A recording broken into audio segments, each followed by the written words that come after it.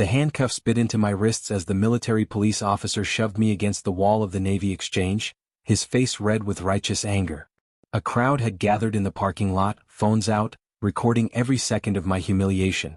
I didn't resist, didn't argue, just let it happen, because explaining would only make things worse, and the truth was classified at a level that made top secret look like a suggestion. What the MP didn't know was that the Trident tattoo on my forearm that he was calling stolen valor had been earned in blood, sand, and seawater in places that didn't officially exist. My name is Lieutenant Mara Sullivan. I'm 32 years old. And I was about to be arrested for impersonating a Navy SEAL, which would have been hilarious if it wasn't about to destroy a career I'd spent 14 years building in absolute secrecy. You think this is funny? The MP, his name tag read Wilson, tightened the cuffs. Stolen valor is a federal crime, lady. That tattoo, that SEAL Trident, you didn't earn it. Women can't be SEALs. Actually, I started, but he cut me off. Save it. I've heard every excuse. My boyfriend was a SEAL. I support the teams. It's just a tattoo, it doesn't mean anything. He was really working himself up now, playing to the crowd. Well, it means something to the men who actually earned it. The men who went through Hell Week, who served in combat, who bled for that Trident. A woman in the crowd called out, "Good for you, officer. These stolen valor people are disgusting." I stayed silent. What was I supposed to say? That I graduated BUD/S in a class that didn't officially exist? That I'd served on SEAL teams operating under such deep cover that my own family thought I was a Navy intelligence analyst? That the tattoo on my forearm was identical to every other SEAL's because I'd gotten it at the same shop in Coronado, from the same artist, after the same brutal selection process? I'm calling the base commander, Wilson said, pulling out his phone. And the FBI. They love prosecuting stolen valor cases. That won't be necessary, I said quietly. Oh, it's absolutely necessary. He was scrolling through his contacts. You're going down for this.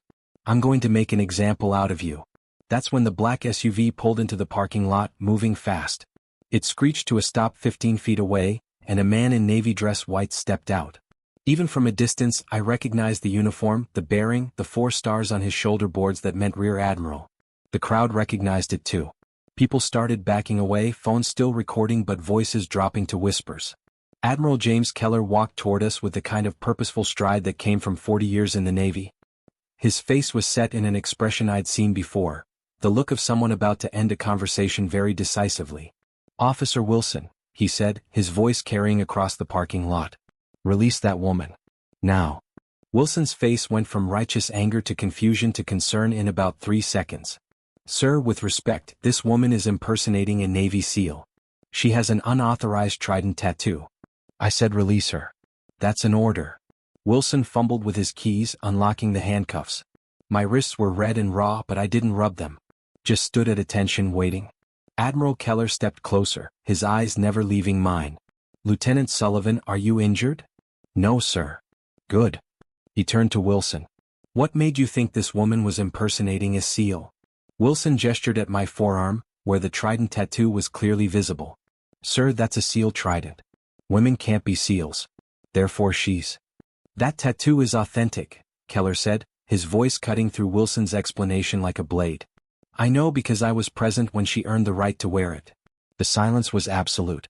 Even the traffic on the nearby highway seemed to quiet. "Sir, I don't understand," Wilson said, his voice smaller now. "Women aren't allowed in the SEAL teams. It's not possible." "What's not possible is for me to explain the details of classified special operations programs to a military police officer in a public parking lot." Keller's tone could have frozen nitrogen. "What I can tell you is that Lieutenant Sullivan is a decorated naval special warfare operator who has served on classified teams conducting classified operations. That Trident was earned through the same selection process, the same training, the same standards as every other SEAL in the Navy." A man in the crowd, older, wearing a Vietnam veteran hat, stepped forward. "Admiral, sir, I don't mean any disrespect, but we've all been told that women can't serve in the SEAL teams. How is this possible?" Keller looked at him and I saw his expression soften slightly. Recognition between warriors. Because some programs don't officially exist. Some operations require capabilities that can't be advertised. And some of the best operators I've ever served with don't fit the public's idea of what a SEAL looks like. He turned back to me. "Lieutenant Sullivan completed BUD/S with a class success rate of 12%. She was the top performer in her CQC course. She served on 4 deployments to classified locations, conducting direct action missions that I still can't discuss. She's been wounded twice. His eyes flicked to the scar on my neck that my civilian clothes didn't quite cover, and she saved more lives than most people will ever know about. Wilson looked like he might be sick. Sir, I didn't know. There was no record. Of course there's no record. That's what classified means. Keller pulled out his phone, made a call, spoke briefly, then hung up. I've just spoken with the base commander. You're being reassigned effective immediately. Somewhere you can't do damage to national security by arresting operators whose existence you don't know about. Sir, I was just trying to protect.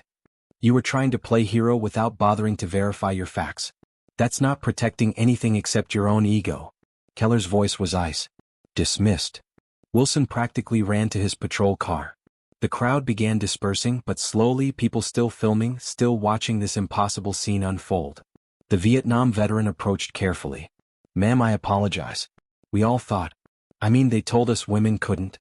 It's okay, I said quietly. You weren't wrong. Publicly, women can't serve in the SEAL teams. The policy changed officially in 2016, but before that. I glanced at Admiral Keller, who nodded slightly. Before that, some of us served in capacities that couldn't be acknowledged. Still can't really? The veteran extended his hand. Thank you for your service. Both of you. After he left, Admiral Keller and I stood alone in the parking lot, the afternoon sun beating down on us. That was sloppy, Sullivan, he said, but there was warmth in his voice. Getting arrested in a Navy exchange parking lot. I expected better operational security. Sir, I was just buying toothpaste. It's my day off. Your day off from what? You're supposed to be on leave after Kandahar. I got bored, sir. Thought I'd do some shopping, maybe see a movie. Didn't expect the stolen valor police to show up. He almost smiled. The program you're in, the one that doesn't exist, it's getting harder to keep quiet. Social media, cell phone cameras, people looking for their 15 minutes of fame by calling out fakes. He paused. We're going to have to be more careful. Or what, sir? Or we're going to have to start acknowledging that women like you exist. That they've been operating in special warfare roles for longer than the public knows. That some of the most effective operators in naval special warfare don't match the stereotype. I looked at the Trident on my forearm, the tattoo that had just caused so much trouble. 8 years ago, I'd sat in that shop in Coronado, my body still aching from Hell Week, and watched the artist ink this symbol into my skin. The same symbol worn by every SEAL, earned the same way, meaning the same thing. Sir, respectfully, I didn't join to make a political statement or break barriers. I joined because I wanted to serve at the highest level possible. The secrecy was part of the deal. I accepted that. I know you did. But the world is changing, Sullivan. And eventually, stories like yours are going to come out. Women have been serving in combat roles for years now. The SEAL teams officially opened to women in 2016. But you were there before that, operating in the shadows, doing the same job. Under a different program, sir. Technically, I'm not a SEAL. I'm something else. Technically, he agreed. But that tattoo says otherwise. And today in this parking lot, I had to make a choice. Let you get arrested and prosecuted for stolen valor, which would have required revealing classified information to defend you. Or step in and tell just enough truth to end it. I understood. He just burned part of my cover to protect me. The program I was in, the one that recruited women into special operations roles that weren't supposed to exist, just got a little less deniable. What happens now, sir? Now you finish your leave. Then you report back to Coronado for debriefing. And we have a serious discussion about your future. Because Sullivan, after today, you're going to be on every conspiracy theorist's radar. Female Navy SEAL arrested for stolen valor, Admiral confirms she's real. That's going to be all over the internet in about 20 minutes. He was right. My phone was already buzzing with notifications. The video of my arrest, of Admiral Keller's intervention, was probably already viral. Sir, I knew the risks when I signed up. I can handle conspiracy theorists. It's not the theorists I'm worried about. It's the enemy.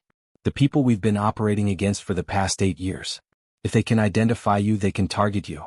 Or worse, they can use you to identify the program, to figure out who else is operating in these roles. The implications hit me hard. My face was on video, on dozens of phones, about to be plastered across social media and news sites.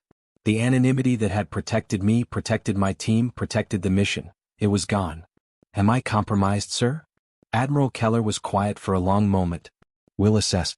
But Sullivan, between you and me? Yeah, you probably are. Which means we need to figure out what comes next for you. A car pulled up. My ride, another operator from my team, here to extract me before the situation got worse. She stayed in the car, engine running, watching for threats. Sir, one question before I go. Shoot. How did you know I was here? How did you show up exactly when you did? He smiled, the first real smile I'd seen from him. Sullivan, you're one of our most valuable assets. You think we don't have people watching? The minute that MP called in your arrest, it triggered alerts all the way up the chain of command. I was in a meeting at the Pentagon. I got on a helicopter and flew here myself because I'll be damned if I let one of my best operators get arrested for wearing a tattoo she bled to earn. My throat tightened. Thank you, sir. Don't thank me. Just keep doing what you do. And Sullivan? That tattoo? You earned every line of it. Don't let anyone ever make you doubt that. I saluted, he returned it, and I walked to the waiting car. As we pulled away, I looked back to see Admiral Keller standing in that parking lot, still in his dress whites, watching until we were out of sight. My phone buzzed again. A text from my team leader, "You're trending on Twitter. #female Navy." The Admiral's statement is going viral. Command wants a full debrief in 24 hours. I looked at the Trident on my forearm, at the symbol that had caused so much trouble today. But it wasn't trouble, it was truth. The truth that women had been operating in special warfare roles longer than the public knew. That some of us had been doing the same job in the same conditions, under the same standards as our male counterparts. We'd just been doing it in secret. Until today. Until a military police officer decided to make an example out of someone he didn't understand, and an admiral decided that some truths were more important than some secrets. The woman driving glanced at me. So, Sullivan, how does it feel to be the face of a classified program that's not supposed to exist? I laughed, the sound bitter and free at the same time. Ask me after the debriefing. Right now, I just want to get somewhere secure and figure out what the hell happens next. But I knew what happened next.